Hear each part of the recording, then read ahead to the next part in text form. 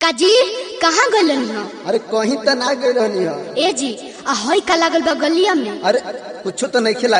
हम जानत तानी रउआ कौन खेला करत तानी। तू कहल का चाहता रे? तल्ली हई सुनी।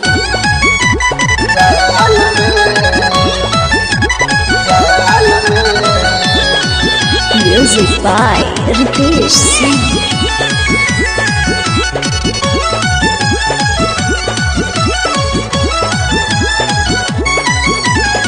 झूठ के कह तारा पान के ललाई हा, कहन कवन रारिन के कमाई हा, झूठ के कह तारा पान के ललाई हा, कहन कवन रारिन के कमाई हा। अचुमा ले ले दिया सटी सटी गाल में, और फांस गइल ए राजा सवतीन के जाल में, और फांस गइल ए राजा सवतीन के जाल में।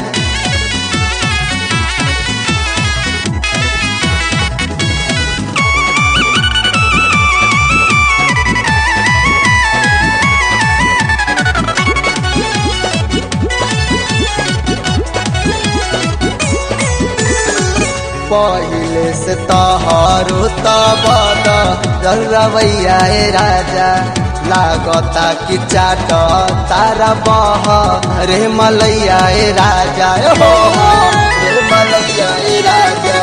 पहिले से तहारो तबद रवैया राजा, लागता कि चाट तारा बह रे मलैया राजा।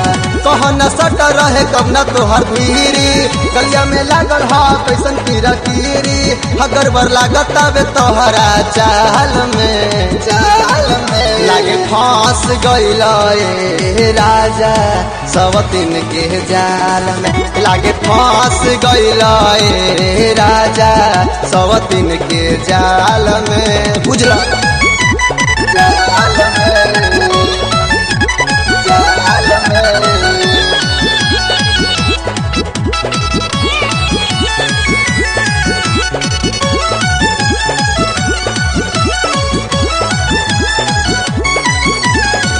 बिट्टू बेदर्दी रीत से रहन पर डाउट बा, पिंटू सने ही घर से रहत हरदम आउट बा, हरदम आउट बा।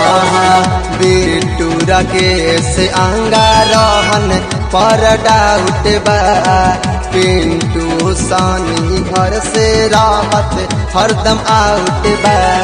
कहन कब न संगे काटा तारा चोनिया, सट में फसल हा के कर है न पुनिया, हंस के सही लागे देखिए हाल में, अरे फांस गइल ए राजा सवतीन के जाल में, अरे फांस गइल ए राजा जी सवतीन के जाल में।